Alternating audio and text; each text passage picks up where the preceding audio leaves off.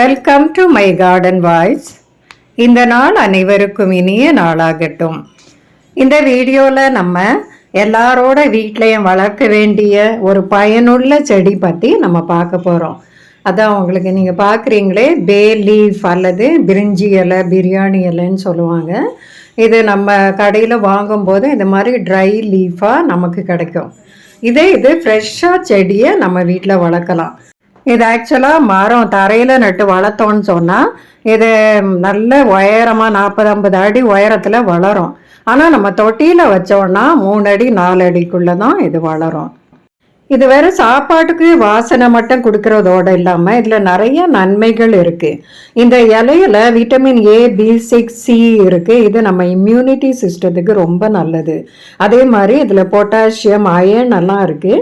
அது ஹார்ட்டுக்கு ரொம்ப நல்லதுன்னு சொல்கிறாங்க. அதே மாதிரி இதை நம்ம இந்த பாயில் பண்ணி அந்த தண்ணி அல்லது டீயில் போட்டு நம்ம குடித்தோன்னா டைஜஸ்டிவ் சிஸ்டம், ஸ்டமக் அப்செட் எல்லாத்துக்குமே ரொம்ப நல்லது அப்படின்னு சொல்கிறாங்க. சைனஸ் ட்ரபிளுக்கு கூட அந்த ஸ்டஃபி நோஸ் எல்லாம் இருந்தால் கூட இதோ பாயில் தண்ணி அல்லது டீயில் போட்டு குடித்தோன்னா ரொம்ப நல்லதான். இதோட ஃப்ளேவர் தெரியும், ஆனால் வேற என்ன நன்மைங்கிறத நான் கூகுளில் சர்ச் பண்ணி தான் இதெல்லாமே இந்த நன்மைகளெல்லாம் எனக்கு தெரிய வந்தது. இனி இந்த செடியை எப்படி ரீபாட்டிங் பண்ணலாம், எப்படி நட்டு இதை வளர்ப்பு முறை என்னங்கிறத நம்ம பார்க்கலாம். இந்த செடி நான் நர்சரியில் வாங்கினது. கொஞ்சம் ஓரளவுக்கு பெரிய செடியாக தான் இருக்குது. 100 ரூபாய் இதோட விலை. அந்த இலையை பாருங்கள், எப்படி அந்த நரம்புகளெல்லாம் எப்படி இருக்குது பாருங்கள். இது நம்ம வாங்குகிற அந்த ட்ரை லீஃப் மாதிரியே இருக்குல்ல. இந்த செடியை எப்படி நடலாம் அப்படின்னு பார்க்கலாம். இதுக்கு நம்ம ஓரளவுக்கு பெரிய தொட்டியில் நம்ம வைக்கிறது நல்லது. ஒரு 12 இன்ச்சு 10 இன்ச்சுக்கு மேலே உள்ள தொட்டியில் இதை நடணும். இதோட மண் கலவை எப்படின்னா, ஒரு 40% தோட்டத்து மண்ணுன்னா 30% மணல், மீதி 30%க்கு ஆர்கானிக் உரம் போடணும். அதாவது இதில் தண்ணி நம்ம தேங்கக்கூடாது. மண் லூஸ் ஆயிலாக உதிரியாக இருக்கிறது நல்லது. இன்னும் இதோட ரூட்டை பொறுத்த வரைக்கும் ரொம்ப ஆழமாக போகாது. ஓரளவுக்கு ஷாலோ ரூட்டடாக தான் இருக்குமா. அதனால் ஓரளவுக்கு பாதிக்கு மேலே மண்ணை நிரப்பி அதுக்கு மேலே இதை நம்ம நட்டு வைக்கணும். நட்டு வச்சுட்டு முதல்ல, அதாவது தண்ணி ஊற்றும் போது முதல்ல நிறைய அப்படி ஊற்றிடணும்.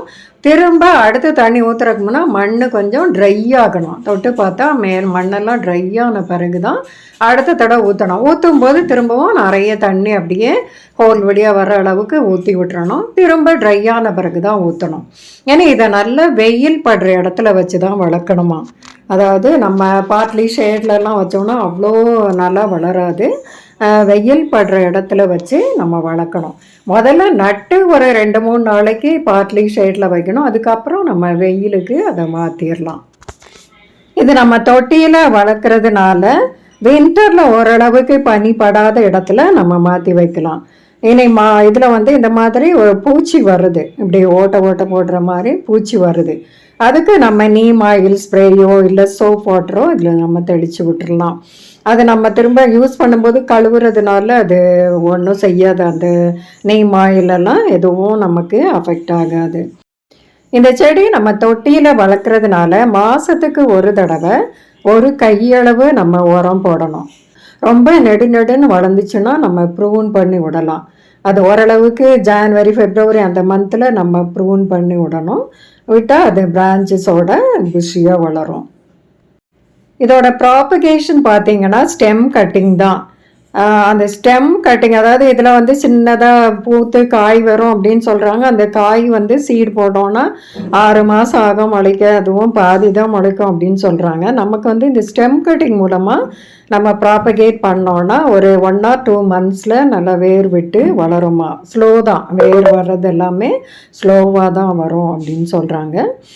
இனி இந்த இலையை நம்ம யூஸ் பண்ணுறதுக்கு ஒரு 2-3 நாளைக்கு முன்னாடியே அதை பறித்து ட்ரை பண்ணி பயன்படுத்தலாம். வெறும் சாப்பாடு, பிரியாணி, ஃப்ரைட் ரைஸ் மட்டும் இல்லாமல் இதை மருத்துவ குணங்களுக்காக நம்ம அதில் பாயில் வாட்டர்லேயோ டீலேயோ போட்டு நம்ம குடித்தோன்னு சொன்னால் எல்லா வியாதிக்குமே ரொம்ப நல்லது அப்படின்னு சொல்கிறாங்க.